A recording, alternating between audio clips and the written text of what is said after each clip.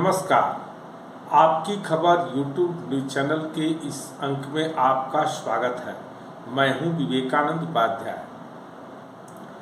झारखंड में जो प्रथम चरण का चुनाव आगामी 13 मई को संपन्न होने वाला है, उसमें पलामू संसदीय चुनाव क्षेत्र में इस बार रोचक मुकाबला की स्थिति बन रही है, क्योंकि पलामू लोकसभा चुनाव क्षेत्र से जो कुल 9 उम्मीदवार चुनाव मैदान में सामने आए हैं, उनमें 3 प्रमुख उम्मीदवारों के बीच मुकाबला होना लगभग तय है, जिसमें एनडीए की ओर से भाजपा के प्रत्याशी बीडी राम, विष्णु दयाल राम, इंडिया गठबंधन की ओर से ममता भूंइया तथा बसपा की ओर से पूर्व सांसद कामेश्वर बैठा का चेहरा सामने है। जहां तक एनडीए प्रत्याशी बीडी राम का प्रश्न है, बीडी राम को एंटी इनकम्बेंसी का जबरदस्त सामना करना पड़ रहा है। लगभग प्रत्येक क्षेत्र में जहां भी बीडी राम जनसंपर्क अभियान में निकल रहे हैं, मतदाताओं का उनका विरोध सीधा देखने को मिल रहा है, क्योंकि मतदाताओं की शिकायत है कि बीडी राम उनके लिए उनके क्षेत्र में, उनके बीच में जन सरोकार में आमतौर पर शामिल नहीं होते हैं। ऐसे में भाजपा के बीडी राम को हैट्रिक लगाने के लिए बहुत एड़ी चोटी का जोर लगाना पड़ रहा है।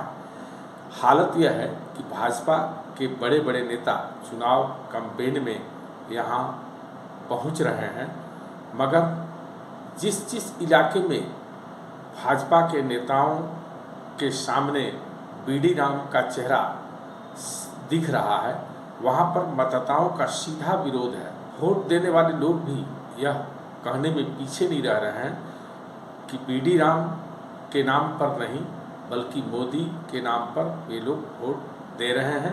बीडी राम सांसद के रूप में पूरी तरह से फेल है, ऐसा कहने वालों की संख्या काफ़ी है। इससे भाजपा के चुनाव प्रचार अभियान में काफ़ी परेशानी हो रही है, काफ़ी कठिनाई हो रही है। वैसे भी बीडी राम ने 2019 के चुनाव में 4,77,000 वोट लाकर इतिहास अवश्य रचा था, किंतु एक जनप्रतिनिधि के रूप में उनकी पहचान 10 वर्ष सांसद रहने के बावजूद आम लोगों के बीच, आम मतदाताओं के बीच नहीं बन पाई है, जिसका खमियाजा पार्टी के प्रचार अभियान में लगे लोगों को भुगतना पड़ रहा है। ऐसे में आने वाले समय में 13 मई को मतदाता किस निर्णय के साथ चुनाव करेंगे, मतदान करेंगे, यह तो 4 जून को मतगणना के बाद ही पता चलेगा। किंतु इतना अवश्य कहा जा सकता है कि भाजपा सांसद बीडी राम को हैट्रिक लगाने के लिए उनका एंटी इनकम्बेंसी एक बहुत बड़ा ग्रहण साबित हो रहा है। वैसे भी उनके सामने इंडिया गठबंधन की ओर से ममता भूंइया चुनाव मैदान में है। ममता भूंइया की जहाँ तक प्रश्न है, ममता भूंइया महिला प्रत्याशी हैं और उनका, वे जिस जाति से आती हैं, भूंइया समाज का, उसका काफ़ी संख्या पलामू लोकसभा चुनाव क्षेत्र में है।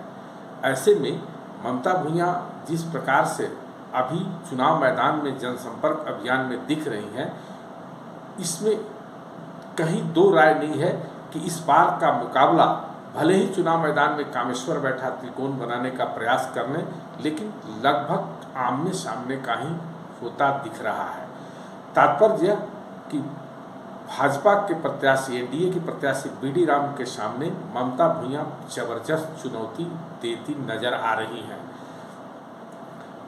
स्थिति यह है कि ममता भूंइया पलामू लोकसभा चुनाव क्षेत्र में जनसंपर्क अभियान में चूंकि महिला हैं, नया चेहरा है, उनके सामने कुछ भी खोने के लिए नहीं है।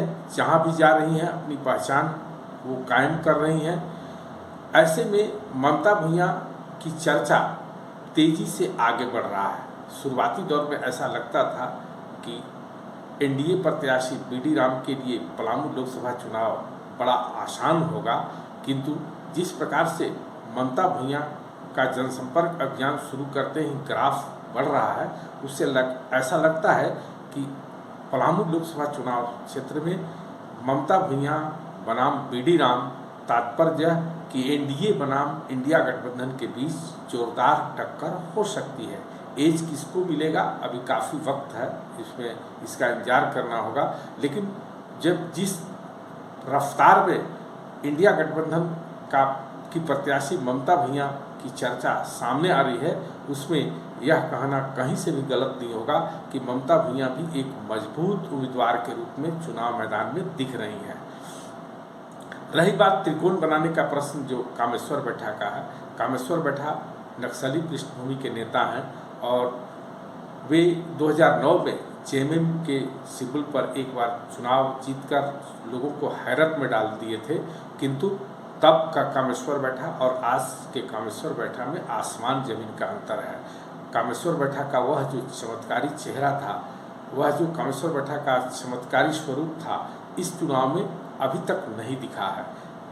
उनका वह कैरेज जो गरीब गुरबों के बीच एक उनका कैरेज था, वह कहीं से दूर दूर तक अब नज़र नहीं आ रहा। हालांकि यह बात दिगर है कि कामेश्वर बैठा 2009 के जिस चुनाव में खड़े थे, वो उनका पर्सनल आधार पर, उनका पर्सनल पहचान के आधार पर या कामेश्वर बैठा के नाम पर जो भी उनको वोट मिला था, जिसके बल पर वो चुनाव जीते थे, न कि जेएमएम, हालांकि जेएमएम के सिंबल पर चुनाव मैदान थे, लेकिन किंतु उस समय जेएमएम का कोई जनाधार नहीं था। जेएमएम के नाम पर कामेश्वर बैठा को बहुत कम वोट मिला होगा। इस बार कामेश्वर बैठा के सामने एक एज है कि वे बसपा के हाथी चुनाव चिन्ह से चुनाव मैदान में है और हाथी का यहाँ पलामू में भी परंपरागत वोट है। बहन मायावती का कैरेज है और आज भी एक दलित जाति का हाथी के प्रति प्रेम पूरी तरह से समाप्त नहीं हुआ। अभी भी हाथी के प्रति उनका अगाध प्रेम है और उसका साथ कामेश्वर बैठा को मिल रहा है। कहीं कामेश्वर बैठा अपने स्वजातीय मतों, जो जिस बैठा परिवार से वो आते हैं, उसका मतों का अपने पक्ष में ध्रुवीकरण कर ले तो संभव है कि वे त्रिकोण बना सकते हैं। किंतु अभी तक जो तस्वीर शुरुआती दौर में चुनाव प्रचार के अभियान के शुरुआती दौर में, जनसंपर्क अभियान के शुरुआती दौर में जो दिख रहा है, उसमें ममता भूंइया इंडिया गठबंधन तथा एनडीए गठबंधन के बीडी राम के बीच लगभग सीधी टक्कर की अधिक संभावना जताई जा रही है। रही बात पलामू लोकसभा चुनाव क्षेत्र में मतों के समीकरण का प्रश्न का, तो पलामू लोकसभा चुनाव में यदि राजनीतिक दृष्टिकोण से देखें तो इसके हिस्से में 6 विधानसभा क्षेत्र आता है। 6 विधानसभा क्षेत्र में एक तरफ से देखें तो भवनाथपुर में अवश्य भाजपा का कब्जा है। भानु प्रताप शाही वहाँ से भाजपा के विधायक हैं, किंतु भाजपा वहाँ उस विधानसभा चुनाव क्षेत्र में एनडीए के भी बहुत मजबूत नेता अनंत प्रताप देव, पूर्व विधायक ताहिर जैसे लोग अभी से जिस प्रकार से चुनाव मैदान में इंडिया गठबंधन के प्रत्याशी के पक्ष में लगे हुए हैं, तो भवनाथपुर विधानसभा क्षेत्र के हिसाब से भी देखा जाए तो वहाँ भी भाजपा तथा इंडिया गठबंधन की प्रत्याशी ममता भूंइया के बीच में सीधी लड़ाई दिख रही है। रही बात गढ़वा विधानसभा चुनाव क्षेत्र का, तो गढ़वा विधानसभा चुनाव क्षेत्र में भी चूँकि यहाँ से या एकमात्र 6 विधानसभा चुनाव क्षेत्र में गढ़वा विधानसभा चुनाव क्षेत्र है जहाँ पर इंडिया गठबंधन के का कब्जा है विधानसभा पर, और मिथिलेश कुमार ठाकुर एक बहुत ही सशक्त झारखंड के मंत्री भी हैं और उनका क्षेत्र में पकड़ भी है। ऐसे में यहाँ भी गढ़वा विधानसभा चुनाव क्षेत्र में भी यदि देखें तो कामेश्वर बैठा के को बहुत अधिक स्थिति अच्छी नहीं रह सकती है, बल्कि यहाँ भी मुकाबला सीधा इंडिया गठबंधन तथा एनडीए गठबंधन के बीच होता दिख रहा, उसका अनुमान लगाया जा रहा है। रही बात विश्रामपुर विधानसभा चुनाव क्षेत्र का, तो चूँकि कामेश्वर बैठा विधानसभा विश्रामपुर विधानसभा क्षेत्र के ही मूल निवासी हैं। ऐसे में संभव है कि विश्रामपुर विधानसभा चुनाव क्षेत्र में भाजपा, राजद, इंडिया गठबंधन, एनडीए गठबंधन तथा बसपा के प्रत्याशी कामेश्वर बैठा के बीच में त्रिकोणीय मुकाबला यहाँ पर हो सकता है। संभव है कि यहाँ आमने सामने के टक्कर के बीच में त्रिकोण बनाने में कामेश्वर बैठा कुछ हद तक सफल हो सकते हैं। इसके अतिरिक्त जो डाल्टनगंज विधानसभा चुनाव क्षेत्र है, वहाँ पर भी चूँकि शहरी इलाका है, वहाँ भाजपा को एज ज़्यादा है। हालांकि वहाँ पर भंडरिया जैसा प्रखंड है, भंडरिया बड़गढ़ जैसा इलाका है, जहाँ इंडिया गठबंधन काफ़ी मजबूत दिख रहा है। आदिवासी मतों के सहारे, क्रिश्चियन मतों के सहारे वहाँ इंडिया गठबंधन वहाँ भी भाजपा को कड़ी टक्कर दे सकता है। रही बात पाटन छतरपुर का, तो पाटन छतरपुर जो है, छतरपुर विधानसभा चुनाव क्षेत्र, ठीक है, अभी वहाँ भी भाजपा का, डाल्टनगंज की तरह भाजपा का ही विधानसभा में कब्जा है। उषा देवी वहाँ भाजपा की विधायक है। और सबसे बड़ी बात है कि उषा देवी के विधायक के रहने के साथ साथ वहाँ पर चूँकि भाजपा के साथ साथ राजद और भाजपा के बीच में धीना कुश्ती शुरू से ही रहा है। दोनों के बीच में राजनीतिक लड़ाई, राजनीतिक प्रतिद्वंद्विता हमेशा से रहा है। ऐसे में वहाँ भी कामेश्वर बैठा को बहुत अधिक सफलता मिलने की संभावना नहीं है, बल्कि वहाँ भी भाजपा और राजद के बीच, इंडिया और एनडीए गठबंधन के बीच में कड़ा मुकाबला, सबसे कड़ा मुकाबला यदि देखा जाए तो पाटन छतरपुर विधानसभा चुनाव क्षेत्र में ही इंडिया तथा एनडीए गठबंधन के बीच में होने की संभावना है। इसके अतिरिक्त जो हुसैनाबाद विधानसभा चुनाव क्षेत्र है, जहां पर एनडीए के घटक दल कमलेश कुमार सिंह का कब्जा है, एनसीपी का, कमलेश कुमार सिंह भी एनडीए घटक दल के साथ हैं और बीडी राम के लिए उनके द्वारा भी काम करने की सूचना है। ऐसे में वहाँ भी कामेश्वर बैठा बहुत माने न रह करके सीधा वहाँ भी मुकाबला एनडीए तथा इंडिया गठबंधन के बीच में होने की संभावना है। इसके अतिरिक्त भी कई मामले हैं जिस पर बहुत गौर करने की ज़रूरत है।